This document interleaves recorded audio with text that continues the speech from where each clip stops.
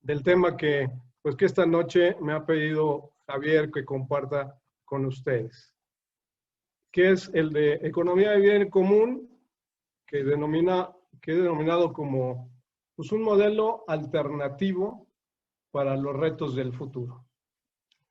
Y para entrar en materia de lleno, pues este año 2020 pues ha sido un año inédito en la historia de la humanidad.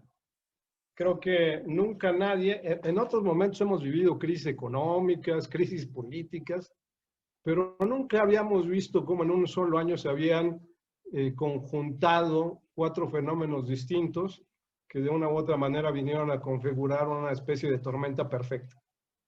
Por un lado tenemos que ya, si bien se ha venido desarrollando durante pues, las últimas décadas, lo que se denomina como este cambio de época, que es un fenómeno que pues ahora se ha intensificado mucho más a raíz de la pandemia del COVID.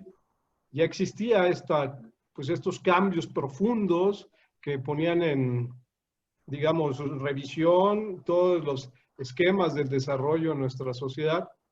De repente pues aparece, bueno, previo al COVID también, ya teníamos síntomas de que se iba a manifestar una crisis económica en nuestro país.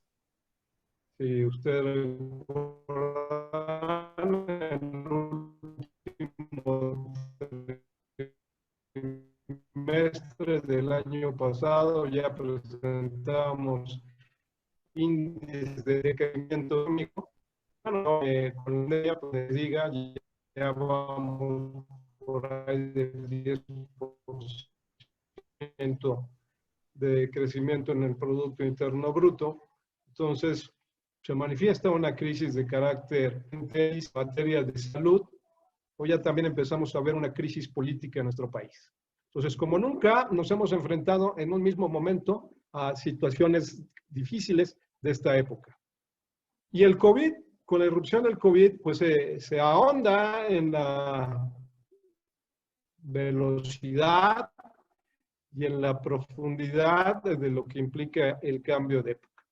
Creo que como nunca antes en la historia, el COVID en 4 distintas dimensiones va a poner a prueba distintos factores. A nivel mundial, el primero de ellos, ha puesto a prueba todos los modelos de desarrollo. Hoy, de cualquier sea el signo político, las condiciones que ha llevado de extrema emergencia sanitaria el COVID, pues a todos los gobiernos nos ha puesto a prueba a ver qué tan capaces son de dar respuesta y pues lo que particularmente nos debería llamar la atención es que en la mayoría de los casos no hemos sido tan eficientes en la prueba.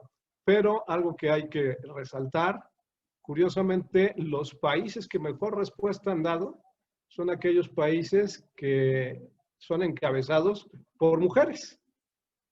Entonces, ahí hay que hacer un reconocimiento profundo a la capacidad de la mujer. Y cuando hablamos de esto, hablamos que pues, un país que lo ha enfrentado de manera exitosa, pues ha sido Alemania con Angela Merkel. Pero otro que ha sido también, que ha llamado mucho la atención, ha sido Nueva Zelanda, particularmente con la primera ministra Jacinda Ardern, que también ha dado muy buena respuesta, y también la primer ministro de Finlandia, etcétera. Entonces, ahí son cosas que creo que en un futuro tendremos que estudiar. ¿Por qué estas, además salvo Angela Merkel, las demás son mujeres de la generación millennial?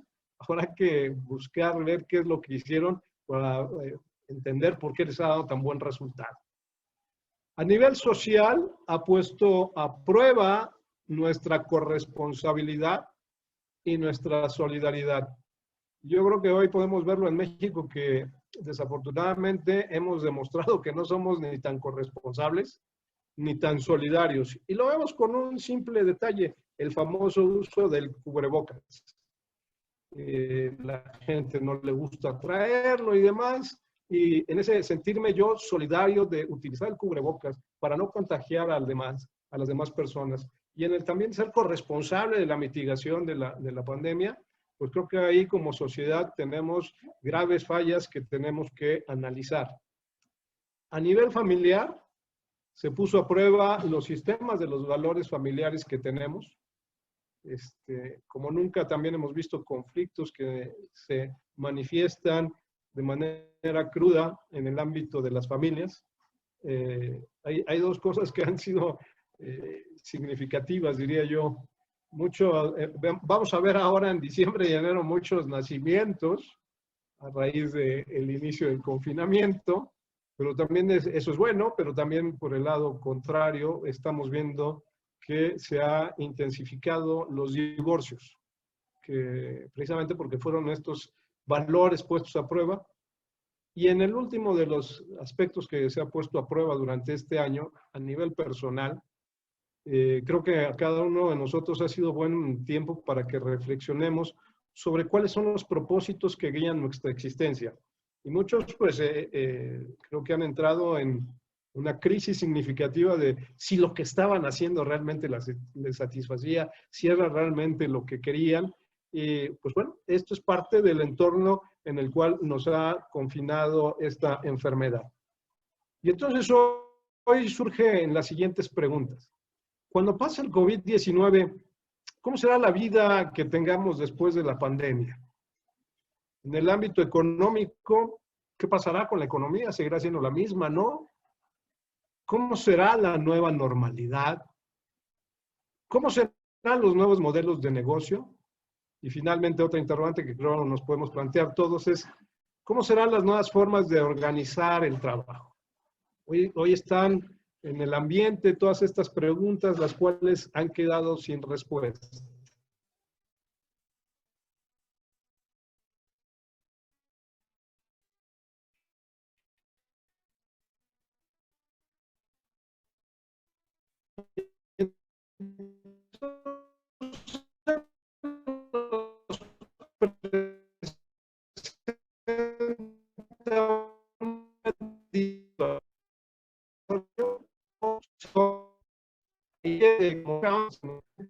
A nivel mundial.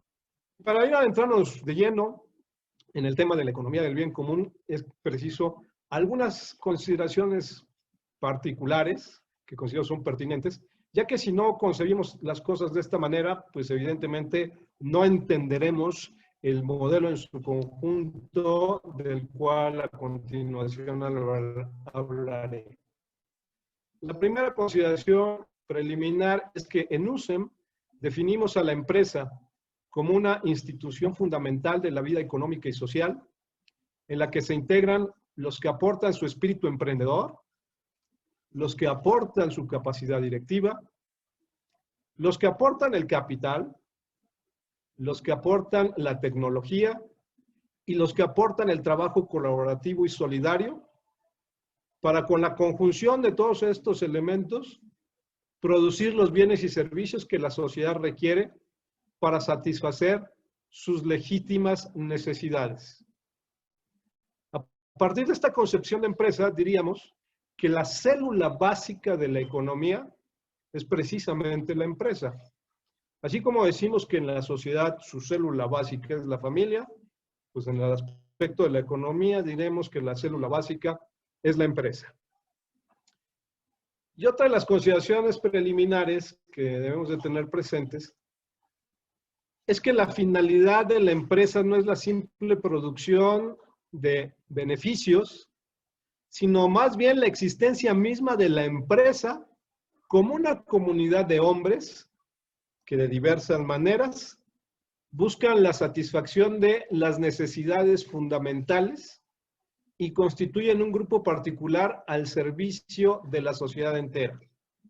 Esta cita la tomo de su santidad Juan Pablo II en su encíclica Centesimus Annus, punto número 35, donde con toda claridad nos dice, oiga, no, la empresa no es para ganar dinero.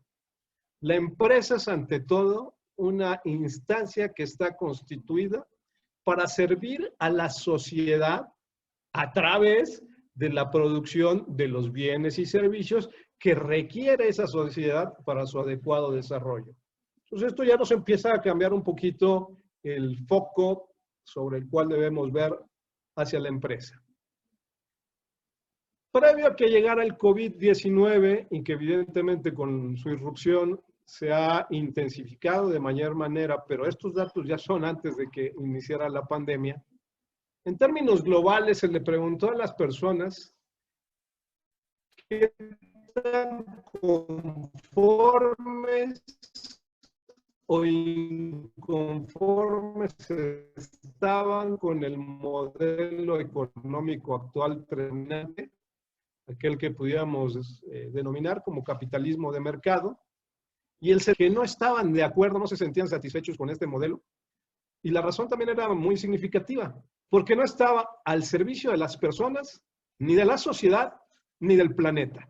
Entonces, por eso no se sentían identificados con este modelo de desarrollo. Y este modelo de desarrollo también nos traía como realidad que el 1% de los ricos del mundo acumulan el 82% de la riqueza global. Esto de acuerdo con datos del reloj mundial de la pobreza. 26 multimillonarios poseen más dinero que si juntamos a 3.800 millones de personas pobres en el planeta. De ese tamaño y de ese nivel es la desigualdad que ha producido el sistema económico bajo el cual hoy se rige la actividad económica mundial. De acuerdo a datos de la FAO, yo creo que inclusive hoy ya son más de 820 millones de personas el día de hoy padecían hambre. Seguramente con la pandemia se ha incrementado esta cifra. Y 2/3 partes de la población económicamente activa no tienen compromiso con su trabajo porque no sienten que esa empresa forme parte de un proyecto de vida para ellos, donde les gustaría hacer proyecto de vida. Y también, por otra parte, encontramos que seguramente también esta cifra ya se ha visto incrementada. Había 300 millones de personas desempleadas en el planeta. Ahí pueden ver en esta filmina dónde se concentran, y díganme ustedes en dónde están ubicados, en este mapa, los billonarios, los multimillonarios en el 2020. Ahí podrán ver que, pues, por ejemplo, en Estados Unidos hay 614 multimillonarios. En México podemos ver que hay 12, Brasil 45, Perú 2, Colombia 3, veremos por otra parte que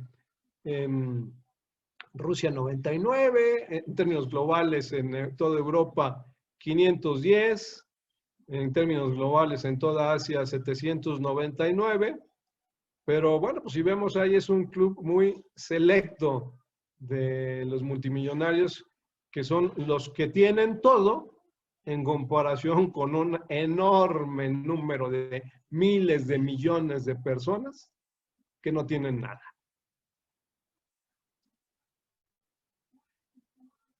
En esta gráfica a continuación podemos ver cómo el modelo de mercado que prometía la igualdad y la prosperidad y cuya base es la democracia liberal, pues no cumplieron con estas expectativas. Y se nos dijo que con la globalización vendría el proceso de desarrollo de toda la sociedad planetaria.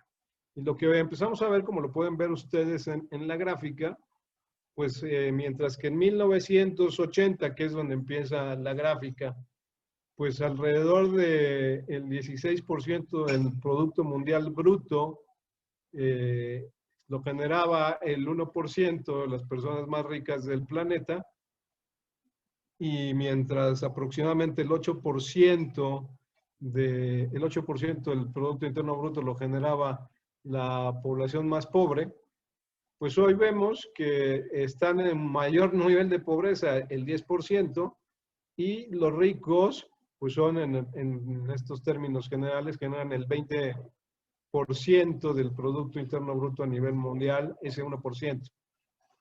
Y esto también lo podemos ver en un nivel de desigualdad muy importante en nuestro país. Hoy es significativo a nivel mundial como el 1% de estas familias más ricas del mundo cada vez concentran más riqueza y su peso sobre el PIB de las naciones es cada vez más elevado. Simplemente, pues, si vemos y ahorita lo veremos, la fortuna de algunos de los multimillonarios de nuestro país, pues poseen más recursos que muchos gobiernos estatales, ¿eh? Hoy también ha dejado de ser una economía de naciones para convertirse en una economía de empresas transnacionales. Hoy en ese mapa ustedes pueden ver algunos de los logotipos de las empresas, de estas 147 empresas transnacionales que controlan la economía mundial. Por sí mismo, muchas de estas empresas tienen el presupuesto y el dinero superior a muchas, pero muchas naciones en el planeta. Y esto también se ha traducido, lamentablemente, en una crisis ecológica, porque partimos de un supuesto equivocado. Creemos que se puede tener un crecimiento ilimitado en un planeta que tiene recursos limitados. Y en el ámbito social esto se ha traducido en que los valores predominantes son el egoísmo y la avidez, lo que ha provocado una lucha de unos contra otros. Tenemos una sociedad que es profundamente desigual y por lo tanto está en permanente conflicto, y desde luego que la economía actual está desconectada de los principios de la ética. Pasando a nuestra realidad económica en nuestro país, vemos ahí ese dato que el 1% de la población posee el 43% de toda la riqueza que existe en nuestro país. México está dentro del 25% de las naciones con mayores niveles de desigualdad en el mundo y es uno de los 2 países más desiguales de la Organización para la Cooperación y Desarrollo Económico, la OCDE. Por lo tanto, el tema de la desigualdad extrema se debe poner como unos puntos fundamentales en la agenda nacional, pero no por cuestiones políticas, sino sobre todo por cuestiones y razones profundamente éticas. No podemos irnos a dormir con la conciencia tranquila, sabiendo del enorme nivel de desigualdad social que hay en nuestro país. Con datos del Centro Espinosa Iglesias, por cierto poblano, entonces, se hizo este estudio sobre la movilidad social que hay en nuestro país. Y hoy podemos ver que nuestro país es uno de los países con el menor nivel de movilidad social y con mayor desigualdad existente. Hoy en nuestro país, de cada 100 mexicanos que nacen en la pobreza, 74 de ellos permanecerán pobres toda su vida y nunca lograrán superar esta condición de pobreza. Esto me parece un dato que es alarmante y que pues debe interpelar a nuestra conciencia en saber que de cada 100 pobres que hay en México, 74 seguirán siendo pobres toda su vida. 86 de cada 100 mexicanos nacidos en los más pobres del país, los encontramos en la región sur. Los encontramos y además paradigmáticamente en las regiones de mayor riqueza natural está la mayor pobreza social. En estados como Oaxaca, Chiapas, Tabasco, Yucatán, Campeche, pues es donde encontramos los mayores niveles de pobreza que hay en este país. Hay de cada 100 pobres, 86 serán pobres toda su vida, mientras que en el norte del país la cifra es alta, pero significativamente menor a lo que vemos en el sureste. Mientras que en el sureste es 86, en la zona norte del país, de cada 100 personas que nacen pobres, 54 permanecerán en este nivel de pobreza. Y entonces aquí, en esta gráfica podemos ir viendo cómo el lugar donde pues, se puede aspirar a salir de la pobreza con mayor facilidad es la Ciudad de México. Ahí de cada 100 personas que nacen en pobreza, se les presenta a 59 de ellos la posibilidad de salir de la misma, mientras que, pues, insisto, en la región sur veremos que 86 no tienen esa posibilidad. Y cuando vemos la riqueza de los 4 multimillonarios más importantes de nuestro país, veremos que la desigualdad del ingreso en México sigue siendo asombrosamente alta. Como vemos en la gráfica, mientras que los 4 hombres más ricos del país han acumulado una participación en el Producto Interno Bruto que va del 2% al 9% en menos de 10 años, el 53% del país vive por debajo del umbral de la pobreza. No nos debe de llamar la atención, por tanto, que haya un contexto de frustración, de enojo, de deseos de cambio, lo cual lo pudimos atestiguar en el pasado proceso electoral de julio del 2018.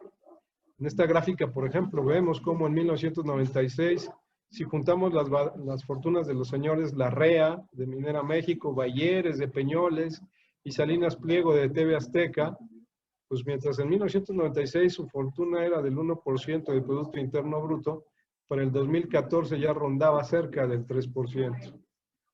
Y mientras en 1996 la fortuna personal de Carlos Slim era de alrededor del 1.5%, vemos que hoy es cerca del 6%, y si la juntamos los 4, pues es el 9% prácticamente del Producto Interno Bruto concentrado solo en estas 4 personas. Y esto en buena medida también se da porque los economistas nos dicen que la finalidad de la economía es la maximización de los rendimientos, el beneficio financiero, el crecimiento del Producto Interno Bruto, y que si se cumplen estas condiciones, gracias a la mano invisible de Adam Smith, todo lo demás será una consecuencia de ello. Por lo tanto, el modelo económico actual está inspirado en 2 vertientes: en el ánimo de competencia y en el ánimo de lucro. Y un primer costo que vemos que hoy encontramos en nuestra realidad es en la famosa generación de los millennials. La generación de los millennials ha perdido la confianza en el sistema económico mundial, las expectativas, las esperanzas de tener una vida mejor que la de la generación de sus padres es muy pobre. O sea, de hecho, el consenso en esta generación es que ellos van a vivir, o sea, los hijos que van, hoy la generación de esos muchachos que van de 17 a 35 años, ellos tienen la certeza de que van a vivir peor que sus padres. Es más, es una generación que percibe que sus hijos, es decir, en muchos casos nuestros nietos, vivirán en peores condiciones de las que hemos vivido.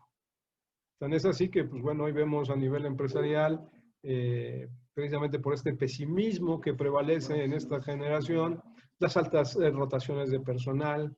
Hoy vemos que son una generación que no está dispuesta a asumir el compromiso, por ejemplo, del matrimonio, y tampoco mucho menos el de tener hijos, ¿no? Y por eso es que ahora, pues lo que prolifera son los perrijos, diría yo, ¿no? Precisamente porque ellos ven el futuro de manera sombría. Y si esto es el resultado que ha tenido la economía en esta visión que hoy se tiene por parte de no un futuro esperanzador, sino de un futuro desesperanzador, pues atendiéndonos a aquella definición de que locura es hacer la misma cosa y una y otra vez esperando obtener diferentes resultados. Aquí la primera pregunta provocadora que yo lanzaría hacia ustedes es: en base a lo que, como hemos venido haciendo las cosas y en como quisiéramos seguir haciéndolas, ¿qué nos indica que cambiaría la situación que hace unos instantes yo he descrito? Y creo que en todos pues podremos sacar como conclusión que definitivamente tenemos que hacer las cosas de manera distinta. Porque la cuestión no es de cuándo reabrimos la economía, sino qué tipo de economía es la que queremos abrir. Si reiniciamos una economía que provoca la misma desigualdad de ingresos que hasta ahora, que provoca la misma depredación ambiental que hasta ahora, que provoca el desatendernos de nuestro prójimo como ha sido hasta ahora, quiere decir que no hemos aprendido nada sobre la dependencia mutua que tenemos y que nos ha demostrado la crisis de manera muy palpable en estos tiempos. Por eso, el Papa nos dice que es necesario un pacto nuevo para cambiar la economía actual, un nuevo orden económico. De inicio, este evento de la economía de Francisco estaba programada para realizarse en la ciudad de Asís en el mes de marzo de este año. La pandemia no lo permitió, mas sin embargo, la semana pasada, aventurosamente, ojalá muchos de ustedes hayan tenido la oportunidad de ver las ponencias que ahí se dieron, y si no, bueno, pues cabe la ventaja de que hoy están grabadas en YouTube y cualquiera de nosotros en cualquier momento podemos hacer. Se realizó este evento de la economía de Francisco, en donde el Papa nos ha invitado a todos los economistas jóvenes emprendedores del mundo, para cambiar la economía actual, y algo que me parece realmente motivador, inspirador, para dar alma a la economía del mañana. Eso es lo que nos está invitando al Papa, a darle alma a la economía del mañana.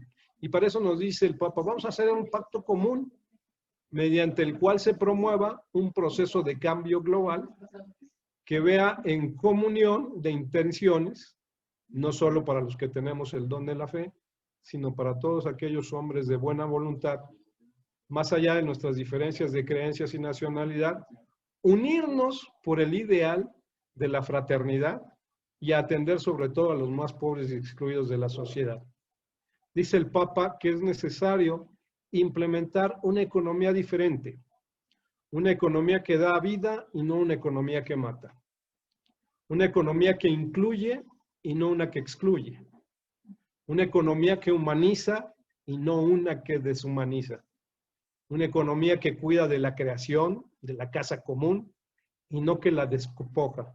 A eso es a lo que nos está invitando el Papa como un imperativo de urgente aplicación en el futuro inmediato del planeta. Y entonces aquí cabría preguntarnos si es posible un futuro con alternativas de esperanza, diría yo, para todas. Y si nosotros entendemos que la economía no es un fin en sí mismo, como a veces algunos nos lo hacen creer, sino que la economía es ante todo una herramienta que debe estar al servicio de las personas y la sociedad con sus valores y teniendo claros los límites biofísicos de la naturaleza, entenderemos que la finalidad de la economía no es otra cosa, sino aquello que denominamos como el bien común. Y el bien común no es un concepto que sea nuevo. Lo que en todo caso sería nuevo, innovador, es impulsar un modelo económico que se inspire precisamente en lo que es el bien común. Perdón, aquí me salí. Y para ello, hoy vemos que en el espectro de la economía, por un lado, pues vemos que los factores, anteriormente se decía que en términos económicos no había más que de dos sopas, por así decirlo. O era el modelo capitalista o era el modelo socialista. El capitalista inspirado en las ideas de Friedman y de Hayek, o en el socialismo en las ideas inspiradas en Marx y en Engels. Sin embargo, hoy vemos que entre estos dos extremos hay un abanico de posibilidades. Por un lado, lo que hoy conocemos como el neoliberalismo, cuyas ideas fundamentales se ven plasmadas en la sociedad Montpellerin. La economía social de mercado, el modelo alemán inspirado en las ideas de Ludwig Erhard. Por el otro lado tenemos el modelo de las cooperativas y bienes comunales, diseñado por la norteamericana Elinor Ostrom. Y al centro, como ven, pues yo pongo el modelo de economía de bien común, que se inspira en los clásicos, a continuación veremos algo de ellos, en la doctrina social de la Iglesia, hoy en lo que denominamos como en la economía de Francisco, y también en algunos elementos que nos da el austríaco Christian Felber. Por aquello de que pues el bien común no es un concepto novedoso y hablamos de los clásicos, pues me permití tomar esta cita de Píndaro, poeta y lírico de la Grecia clásica, que vivió entre el 538 y el 478 a.C., o sea, hace poquito, el cual nos decía Píndaro, constituyéndose la ley ante todo por el orden al bien común, cualquier otro precepto sobre un objeto particular no tiene razón de ser en la ley, sino en cuanto se ordena al bien común. Por tanto, toda ley se ordena al bien común. Entonces, bueno, pues vamos a retomando las finalidades del Estado y la economía que deben estar ordenadas, de acuerdo a lo que nos dice Píndaro, pues hacia el orden del bien común. Vamos modernizándonos un poquito más. Bueno, entonces citemos ahora a Aristóteles, ese filósofo y científico griego que vivió del 384 antes de Cristo al 322 antes de Cristo, que nos decía Aristóteles: la verdadera felicidad es hacer el bien a todos. Y una comunidad tiene el deber de procurar el bien equitativo que la beneficia. En otras palabras, pues una comunidad tiene la finalidad de procurar el bien común. Y esto nos lo decían los clásicos griegos. De ahí podemos hacer una evaluación más reciente y nos encontraremos con los teólogos españoles del Renacimiento, particularmente con tres de ellos: con Fray Francisco de Vitoria, con Fray Domingo de Soto y con el presbítero Francisco Suárez de Toledo. Todos ellos en distintos momentos crearon todo un cuerpo doctrinal en torno al bien común que lo definían como el bienestar general y como la felicidad política. Entendían que el bien común era el fin del Estado. El bien común era la tranquilidad en el disfrute de todos los derechos humanos por todos los ciudadanos. Una unidad en la caridad, nos decían. Se entendía así como la situación en la que era posible la conservación y el progreso de la comunidad para la plena realización temporal del hombre. Esto nos lo decían los teólogos españoles del Renacimiento. Y avanzando un poco más, pues ya en el tiempo, pues en lo que hoy conocemos como el compendio de la doctrina social de la Iglesia, nos define por bien común como el conjunto de aquellas condiciones de la vida social que le permiten a los grupos y a cada uno de sus miembros conseguir más plena y fácilmente su propia perfección. El bien común afecta a la vida de todos, exige la prudencia por parte de cada uno y más aún por la de aquellos que ejercen la autoridad. De una u otra manera, los que participamos en cuerpos intermedios, como es USEM, tenemos un mayor nivel de responsabilidad para el bien común. Pero eso, como también lo dice la definición, no quita la responsabilidad que cada quien personal, individual, tenemos de aportar para que se creen esas condiciones de la vida social que le permitan a los grupos y a cada uno de sus integrantes conseguir su más plena y fácilmente su propia perfección. A eso estamos llamados en lo individual, en lo social, y cuando detentamos algún nivel de autoridad, pues desde luego la responsabilidad es mucho mayor en ese sentido. Y esto entonces nos trae como respuesta el que necesitamos cambiar las reglas del modelo económico. Y como hace unos instantes yo señalaba, el sistema capitalista, por un lado, tiene en uno de sus ejes la búsqueda de la rentabilidad como finalidad, y para lograr la competencia, buscaríamos en un esquema que denominamos de bien común, en lugar de buscar la rentabilidad, ¿cómo podemos nosotros contribuir hacia el bien común?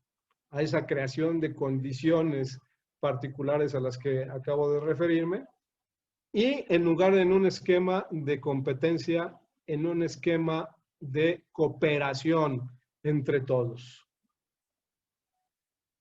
Porque la rentabilidad y la competencia provocan la vivencia de vicios y deficiencias humanas. O sea, nos lleva a presentar a veces pasiones no muy sanas, diría yo, sino a veces hasta demostrar los peores rostros que puede plantearse una persona, mientras que el bien común y la cooperación fomentan y recompensan virtudes humanas. Y una de las razones de la vivencia de valores o de antivalores en una sociedad se encuentra precisamente en el orden económico que se implemente, el cual puede tener sustento en buscando el progreso, el ser de la persona, o simplemente en el tener de la persona. Y esto también será la regla que oriente el comportamiento del mercado, el cual cabe señalar no es un elemento extraño que surgió de la nada y que tiene sus propias reglas. El mercado es una invención de la humanidad y por lo tanto la orientación que tenga este mercado será aquella que le demos nosotros mismos.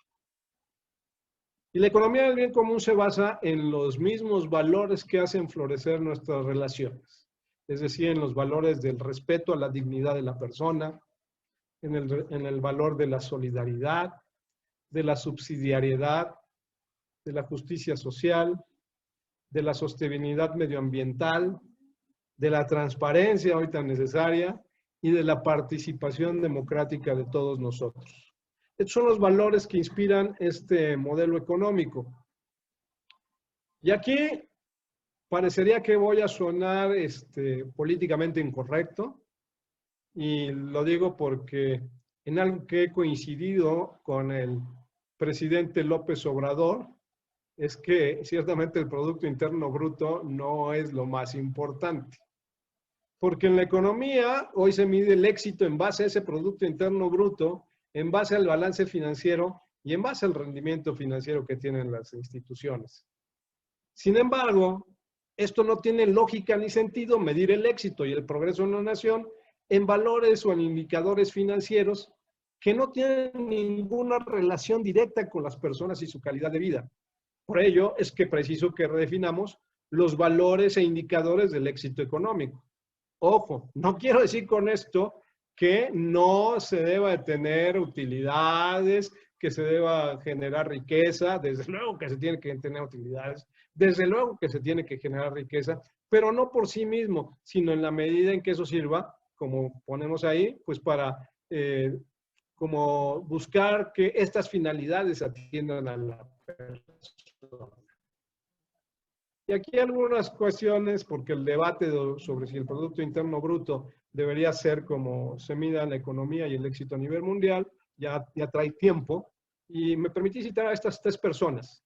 Por un lado a Diana Coyle de la Universidad de Cambridge, que nos dice, el debate sobre si queremos medir el bienestar en algún sentido fundamental o solamente la actividad económica. Porque el Producto Interno Bruto solo mide la actividad económica, pero no mide, como lo dice aquí, el bienestar. Por otra parte, el finado político norteamericano Robert Kennedy decía que el Producto Interno Bruto lo mide todo, excepto lo que hace que la vida valga la pena. Y ya más reciente, el David Pilling, editor asociado del Financial Times, nos dice que el PIB no distingue entre la buena actividad económica y la mala actividad económica. Producir algo que salve vidas de niños cuenta tanto como la producción de las malas para las armas que los matan. Entonces aquí es este debate sobre qué es lo que tenemos que medir realmente. Y vamos a ver algunos ejemplos que a lo mejor van a parecer un poquito exóticos. El primero de ellos es el país de Bután. Primero algunos ya estarán haciendo un ejercicio de geografía. ¿Dónde se encuentra Bután? Bueno, Bután se encuentra en Asia y ellos dejaron de medir el Producto Interno Bruto en su economía y a lo mejor el presidente López Obrador de aquí sacó la idea porque ellos dicen, mejor vamos a crear un índice de felicidad y lo que vamos a medir es la felicidad que existe en nuestro país. Y entonces ellos crearon, que es mucho más importante para ellos que el Producto Interno Bruto. Y esto lo vienen haciendo desde hace 40 años, ¿eh? O sea, tampoco es tan novedoso. Y algunas cosas que me llaman la atención de este indicador, porque para ellos dicen, es el modo de este indicador de felicidad bruta, es el modo de medir el progreso que debe basarse en algo más que el flujo de dinero, ya que el verdadero desarrollo de la sociedad humana se encuentra en la complementación y refuerzo mutuo del desarrollo material y espiritual. Si nuestros indicadores solo miden cuánto producimos, nuestras acciones tendrán solo a producir más. Y ellos pues también dicen que algunos de los elementos distintivos del indicador de felicidad interior bruta es medir la calidad de vida, que es mucho más amplio que el PIB, que se asienta sobre 4 pilares que en los que se inspira la política del gobierno de Bután, que son un desarrollo socioeconómico sostenible y equitativo, la preservación y promoción de la cultura, la conservación del medio ambiente y el buen gobierno. Diría yo, si el presidente López Obrador dice que debemos medir la felicidad interna bruta, pero a partir de estos 4 pilares, híjole, creo que sí progresaríamos mucho como nación.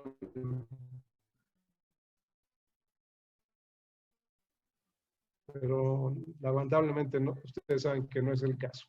Pues bueno, hablemos ahora entonces de Nueva Zelanda, precisamente de la primer ministra Jacinda Ardern. Ella, en Nueva Zelanda, desde el año pasado, dejaron de elaborar y de medir el presupuesto de Nueva Zelanda, teniendo como consideración base al Producto Interno Bruto, sino lo cambiaron por uno que se llama de Bienestar de Ciudadanía.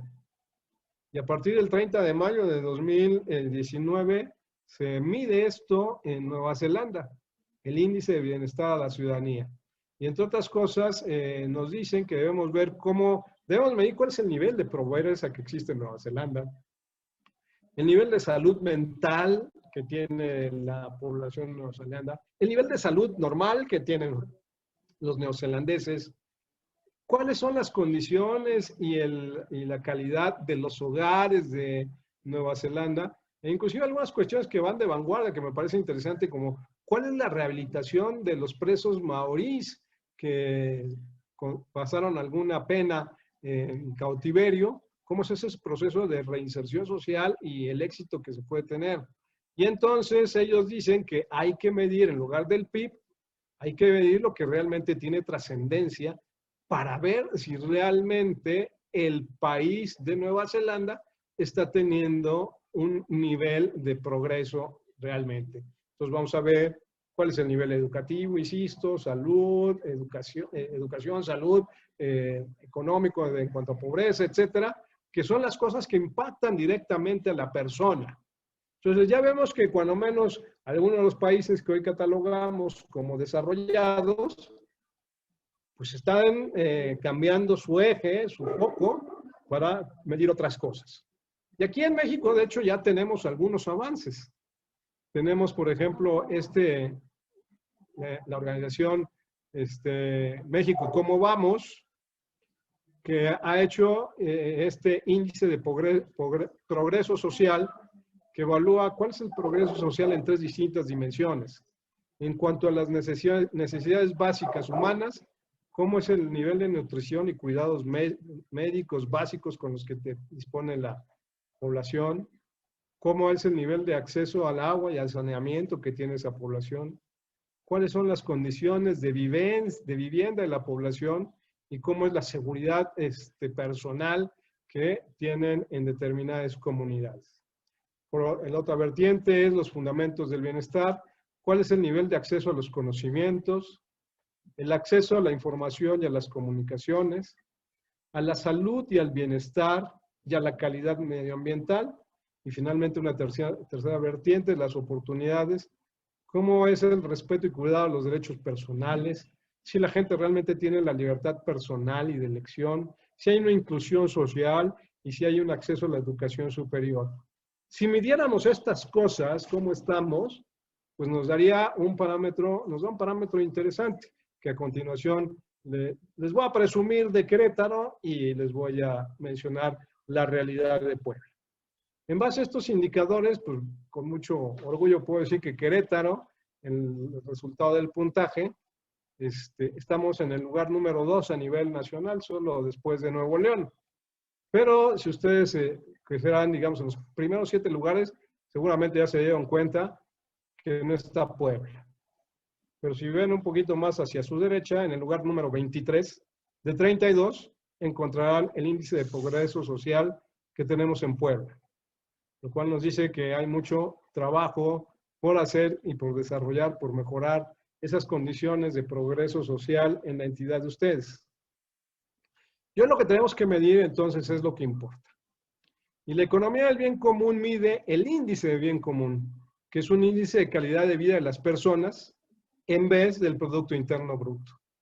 Entonces, en lugar de medir el Producto Interno Bruto, mejor midamos el índice de bien común, y a nivel empresarial, en lugar de ver el estado financiero, el balance financiero, mejor veamos cuál es la contribución al bien común. Esto quiere decir que a nivel empresarial, en vez de este balance financiero, y que este sea el criterio rector para la toma de decisiones de la empresa, se establezca el balance de bien común con el cual se mide a todas las actividades y a todos los grupos que contribuyen al desarrollo del bien común, lo cual se convierte en el rector de las tomas de decisiones. Es decir, cómo los bienes y servicios que yo produzco contribuyen a generar bien común, cómo con mis stakeholders promuevo esta cultura y contribuimos al bien común. Les voy a poner un ejemplo. Seguramente todos ustedes han escuchado hablar de la empresa española Inditex, de Amancio Ortega, uno de los hombres más ricos del planeta. Y pues en ese sentido, bajo estos criterios de determinar el éxito en base a criterios económicos, diríamos que Amancio Ortega pues es una persona sumamente exitosa. Pero cuando vemos que gran parte de la producción de Inditex se hace con niños vietnamitas en condiciones infrahumanas, teniendo jornadas superiores a las 12 horas de trabajo, hacinados, etcétera, decimos, ¿realmente es una actividad que contribuye al bien común? Ese es el tipo de empresas con las cuales vamos a construir una mejor sociedad, menos desigual. Pues creo que no será esa la respuesta, ¿verdad? Y cuando aterrizando un poco más, tomando, como dice nuestro presidente nacional, Fernando Milanés, que tenemos que actuar dentro de nuestro propio metro cuadrado de acción, de nuestra propia empresa, pues hay herramientas de las cuales hoy disponemos en USEM, que están al servicio de ustedes, para ir transformando nuestra empresa en una empresa normal, en una empresa que contribuya al bien común. Y la primera herramienta que encontramos en este sentido es el protocolo de responsabilidad social empresarial centrado en la persona humana. Este protocolo busca conjugar el crecimiento de los hombres que participan en la empresa, y lo recalco así, busca el crecimiento de los hombres que participan en la empresa. ¿De cuáles hombres que participan en la empresa? Desde el dueño hasta el más humilde de los colaboradores, buscar su crecimiento en el de la comunidad a la cual están a su servicio, y que este crecimiento sea sustentado de manera continua, haciendo crecer en la empresa y gestionándola de manera adecuada en lo económico, pero también en lo social y en lo ambiental. No se trata de una herramienta para hacer las cosas, sino es ante todo una metodología práctica para hacer una organización que impulsa una nueva cultura de principios y valores que contribuyen a la transformación del entorno empresarial y del mundo del trabajo. Y como ven, por ahí en esta lámina, en esta matriz de responsabilidad social empresarial centrada en la persona, como hay 8 indicadores que estos con los stakeholders, ya sea con nuestros distribuidores, clientes y consumidores, con los accionistas de nuestra empresa o los inversionistas de la misma, con las personas que integran a la empresa, sus familias y los sindicatos, con nuestros proveedores, el gobierno, la comunidad, la sociedad, incluida todas las organizaciones educativas, con nuestra competencia y con las generaciones futuras. Y a partir de pues, los valores de destino universal de los bienes, dignidad de la persona, bien común, solidaridad, participación y subsidiariedad. En el rubro ético, ¿cómo estamos evaluando nuestra empresa? ¿Qué es en cuanto a las necesidades del trascender de la empresa? En cuanto a las necesidades del ser en la actualidad de la empresa, que van más dedicados y enfocados hacia la calidad de vida, ¿cómo estaríamos con cada uno de esos stakeholders? Y con las necesidades del tener de la empresa en cuanto a la generación y distribución de la riqueza, ¿cómo estamos hoy en la actualidad de la empresa? Primera reflexión que al final me gustaría ustedes, si así lo desean, lo compartieran. ¿Cuántos de ustedes se han aplicado ya el autodiagnóstico que tenemos publicado sobre la matriz de responsabilidad social centrada en la persona? Es un autodiagnóstico que nos daría simplemente muchas áreas de oportunidad para ser mejor empresa el día de hoy. Pero ahí lo dejo nuevamente en el interrogante. ¿Cuántos de ustedes han aplicado este autodiagnóstico? Segunda herramienta que tenemos para el progreso social dentro de nuestro metro cuadrado, el semáforo para la eliminación de la pobreza. Esta es una iniciativa que, por aquello que ya decía al principio, un poblano se trajo. Alejandro Pellico, en los tiempos de su presidencia en USEM Ciudad de México, estableció relaciones con los amigos de Fundación Paraguaya, con Martin Burt, y se trajo este modelo para México, el cual ofrece una métrica que permite a las familias, ojo, dice a las familias, no a las personas, a las familias que forman parte de la empresa, medir su nivel de pobreza en diferentes indicadores y una metodología para identificar las estrategias personalizadas que solucionen sus carencias específicas. El semáforo tiene por objeto el crecimiento y fortalecimiento de cada familia con una mirada integral que no solo abarca la dimensión de ingresos y empleo, sino que también incluye las dimensiones de la organización y participación en su comunidad, cómo es su vivienda, cómo es la infraestructura en materia de salud y la infraestructura, digamos, de urbanización en el entorno en el que viven, las condiciones de medio ambiente y educación a las que tienen acceso, en cuanto a cultura, y en dos aspectos que me parecen muy interesantes también en cuanto a su interioridad personal y en cuanto a las cuestiones que los motivan. Cuando tuvimos oportunidad de platicar con Martin Burt sobre este modelo, nos decía que hasta si uno se lo aplica como empresario, va sin duda alguna a encontrar que en algunos aspectos resultamos también ser pobres nosotros mismos. Y de alguna de las empresas que ya se ha ido involucrando en esto, hay una empresa cementera, evidentemente para no quemarla no diré su nombre, pero resulta que cuando estaba aplicando el semáforo, se dio cuenta que el 70% del personal que integraba la empresa vivían en casas que tenían piso de tierra. Paradójico para una empresa cementera que el 70% de su personal viva en casas con piso de tierra. Pero muchas veces en el ámbito cuadrado de nuestra acción nos olvidamos de evaluar, de ver cuáles son las condiciones de nuestros colaboradores, diría yo, de nuestro prójimo. Y el prójimo, recordemos que es el más próximo, de nuestros más próximos, con los que vivimos a veces mucho tiempo, más que el propia familia, pues es con los colaboradores de la empresa. Y cuántas veces nos hemos preocupado por ver cuáles son las condiciones de vida que tienen ellos. Bueno, aquí tenemos una muy valiosa herramienta para transformar nuestra empresa también en ese sentido.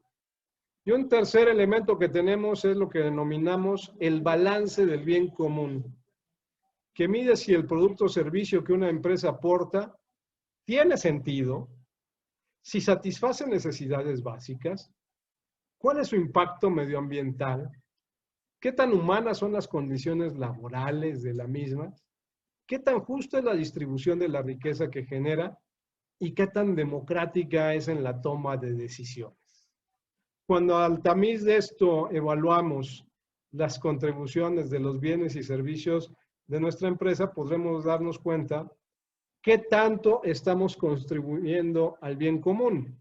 Y además en este balance del bien común, inclusive dentro de la matriz que se tiene, ya se tienen identificados de acuerdo a los objetivos de desarrollo sostenible de la ONU que ha planteado, cada una en la matriz que se tiene, ya sea con proveedores, con propietarios y proveedores financieros, con los empleados, con los clientes y otras organizaciones, y cuál es el entorno social, en los valores de dignidad humana, de solidaridad y justicia social, de sostenibilidad medioambiental y de transparencia y participación democrática.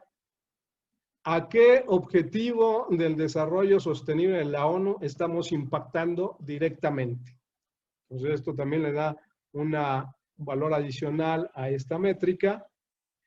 Y a partir de obtener de un puntaje que podamos nosotros obtener, que viene desde luego también cuando se conoce un poquito más a fondo el modelo en su conjunto, en cuanto a su aplicación, pues a partir de aplicar esta métrica de cómo andamos, obtendremos un puntaje, y por ejemplo, si el puntaje es de 0 a 199 puntos de bien común, pues quiere decir que el camino por andar es amplio todavía. Pero en cambio, si estamos entre 800 a 1000 puntos, quiere decir que pues, llevamos buena parte del trecho andada. Pero como en esta vida todo es dinámico y como pues yo tengo la posibilidad de ser mejor persona hoy de lo que fui el día de ayer, pero mañana tendré la posibilidad de ser mejor persona de lo que estoy siendo el hoy, pues con esto vemos que es una actividad que no en el momento en que llegue a los 1000 puntos quiere decir que ya la hice, me puedo quedar ahí, sin duda alguna cambiarán las condiciones y podré seguir irme perfeccionando y autorrealizando en este esquema de búsqueda del bien común. Y esto, imagínense, esto ya existe en España en concreto.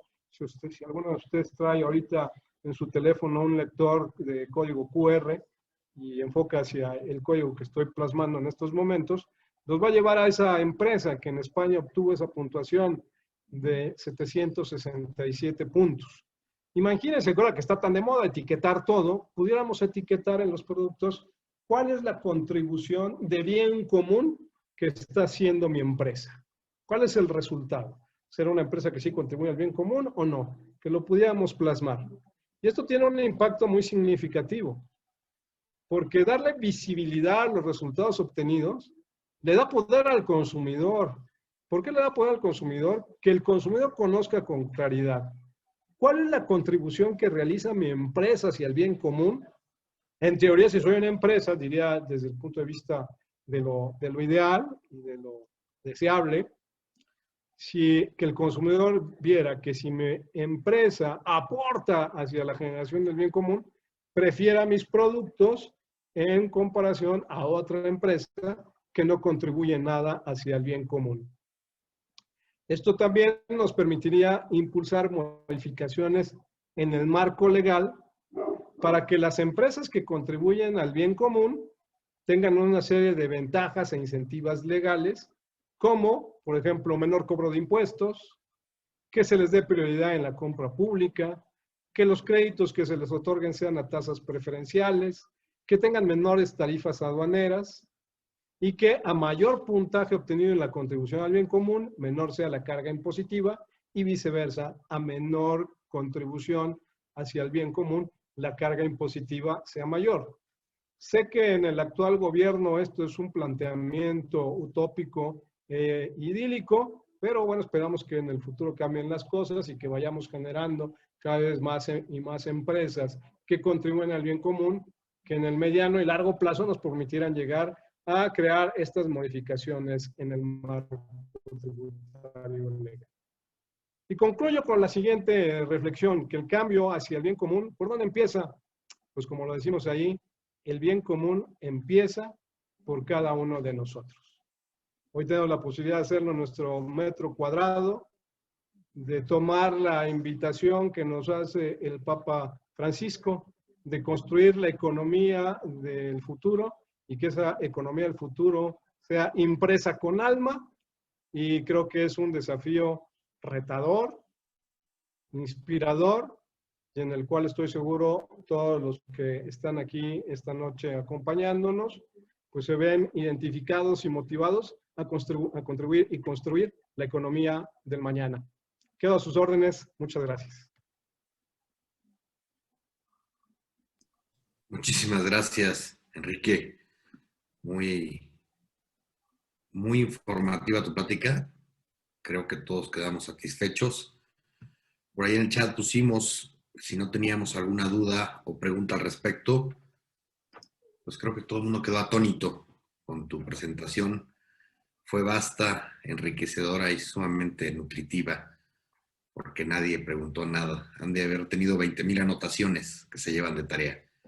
Oye, esa parte me preocuparía un poquito, Alejandro, porque cuando yo era estudiante me decían que cuando la estudiante no preguntaba nada, o es que el expositor no se supo expresar y por lo tanto no se entendió nada, o el expositor es un superhombre, cosa que no lo soy, y entonces quedaron ahí pendientes. Nos inclinaremos un poco más por la segunda opción.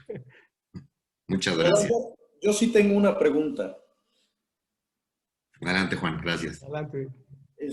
¿Nos podrías ampliar un poquito más acerca de, nos presentaste el protocolo, nos presentaste el semáforo de la pobreza, sí, y luego una tercera herramienta. El balance de bien común. El balance de bien común. ¿Ese quién lo lidera? Sé que el semáforo de la pobreza es a través de uso en México, el protocolo a través de uso en Confederación. El balance del bien común, ¿nos podrías platicar un poquito más de esta herramienta? Pues sí, mira, lo estamos, como yo digo, en buena medida la herramienta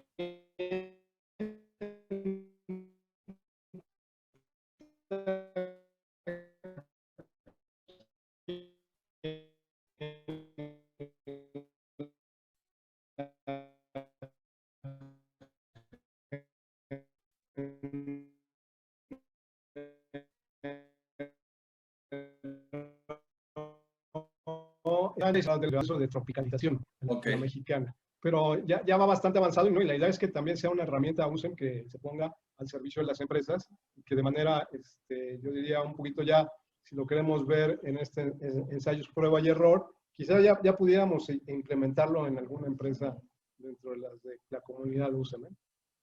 Ok, entonces actualmente todavía no está disponible.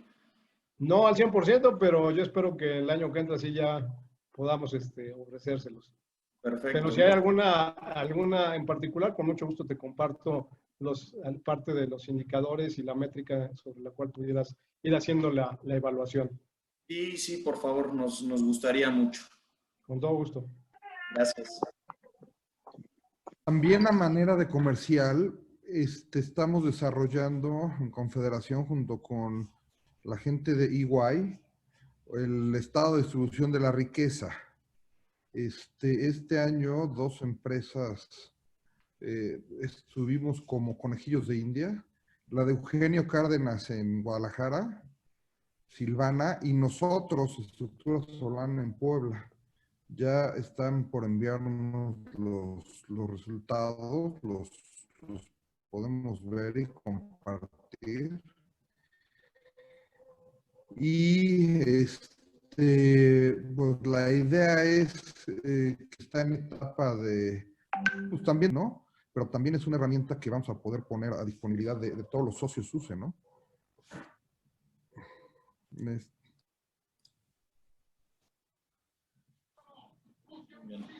También José Manuel, bueno, no, quisiera yo leer una pregunta. José Manuel, buenas noches. ¿Por dónde podría empezar un emprendedor para poder implementar toda la metodología y vida USEM? Saludos. Oye, pues bueno, es muy sencillo. Primero conociéndola. hay que acercarse a conocerlo.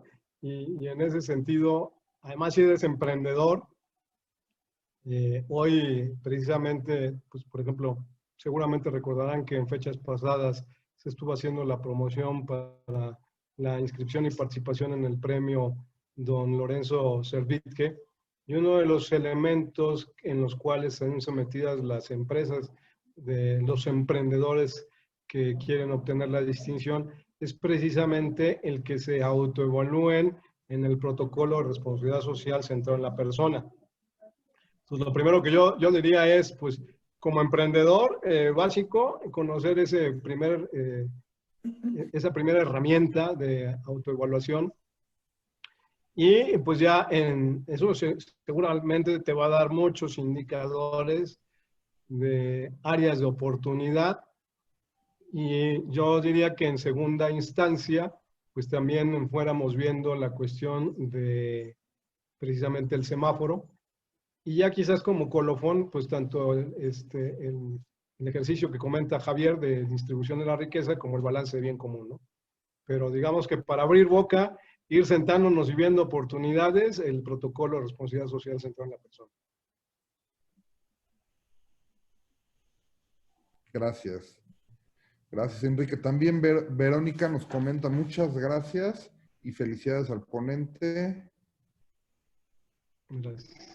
Blanca Yamil Pérez Rodríguez, muchas gracias por compartir. José Manuel, buenas noches. Bueno, Eduardo Arrechaga, gracias, Enrique, plática muy clara y enriquecedora y de mucha reflexión. Te mandan un fuerte abrazo. Gracias. Muy amables, muchas gracias. También, aparte de las preguntas, también en este momento abrimos micrófonos, ¿no? Claro, adelante. Levanto el dedo. Sí, claro, adelante. Mira, cuando era yo joven y ya pertenecía yo a UCEM, todo esto lo veía yo como muy lejano a mí, muy lejano a mi realidad o a mi empresa. Y decía yo,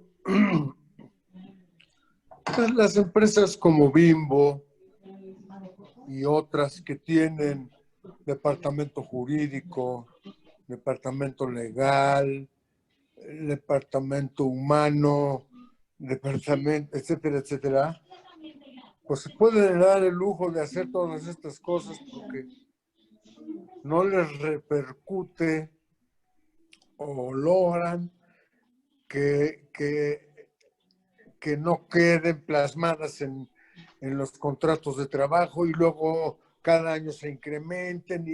O sea, una serie de repercusiones que como empresa chica yo sí tenía. Y lo expuse y estaba don Roberto Servinge como expositor y me contestó, mira, Javier, échate el clavado, aviéntate el agua. Vas a ver cómo sales del otro lado, nadando. Vas a salir del otro lado y no te va a pasar nada. Entonces, mucho de esto es cierto. La empresa de nosotros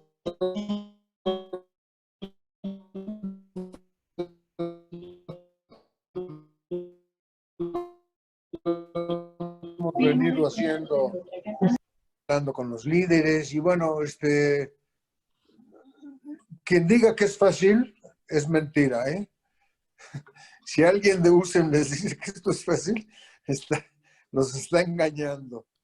Esto no es fácil, es difícil, cuesta mucho trabajo, mas sin embargo, yo creo que a lo mejor no con todos, yo siento que no con todos, pero sí con un buen porcentaje del personal se va logrando. Gracias. Gracias.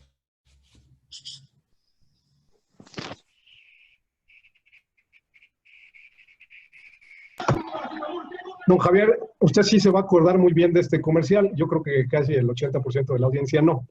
Pero usted debe recordar aquel comercial de Anthony Quinn, de Brandy Viejo Vergel, que decía, si las cosas fueran fáciles, cualquiera las haría.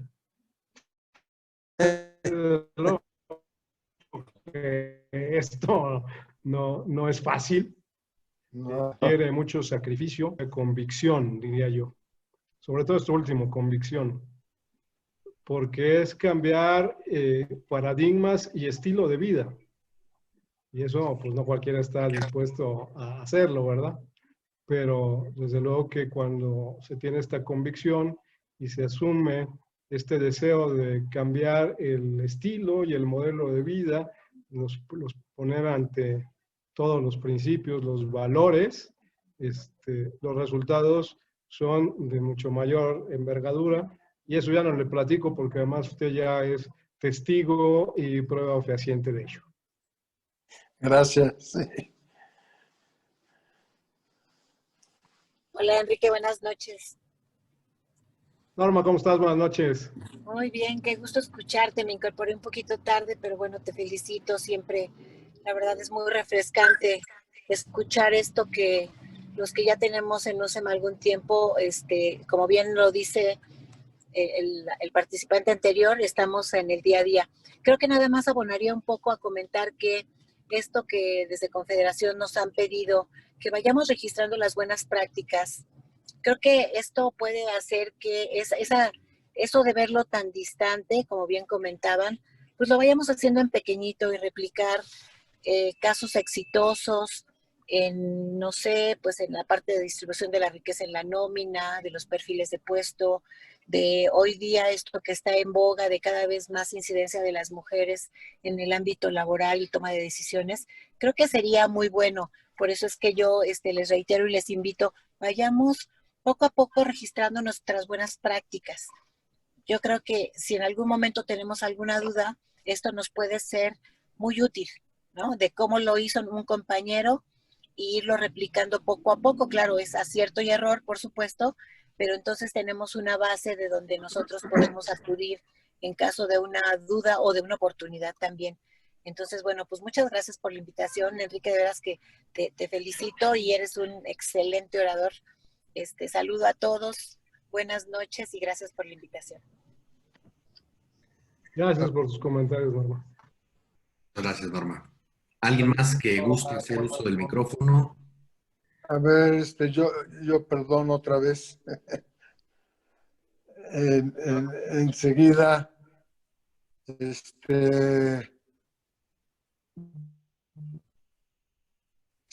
siguiendo con la línea de la chica que acaba de hablar, desde hace aproximadamente como 30 años, todos los jefes de personal y en las varias empresas que tenemos, que ya son 3 o 4 porque se han tenido que ir dividiendo, en todas tenemos jefes de personal, psicólogas y mujeres. La mujer tiene 20 veces más sensibilidad sobre los detalles finos que nosotros y puede ayudar mejor al trabajador, a la hija del trabajador, a la esposa del trabajador, a la familia completa. Entonces, yo estoy de acuerdo con ella que en lugares claves como son los jefes de personal se tengan chicas preparadas, psicólogas, mujeres. Gracias. No, al contrario, gracias. Una buena práctica, Norma, para registrar. Te presento a la chica Norma Flores, presidenta de USEM Toluca, y que nos está acompañando con nosotros. Muchas gracias, Norma, por aportar este esfuerzo que estamos haciendo a través de Confederación, todas las USEM, de registrar estas buenas prácticas que hacemos para que la experiencia la podamos compartir unos con otros y bueno, aquí estamos compartiendo otra buena práctica. Gracias. Y gracias por el comentario de chica. Gracias, Javier, un gusto saludar. Muchísimas gracias. ¿Alguien más? Si no, para dar las palabras a Javier. Pues bueno, Javier, parece que no. Como aquí está poniendo José Manuel, como emprendedor muchas veces no damos el paso de confianza por la cuestión del costo. Pero gracias por su testimonio, don Javier, nos pone José Manuel.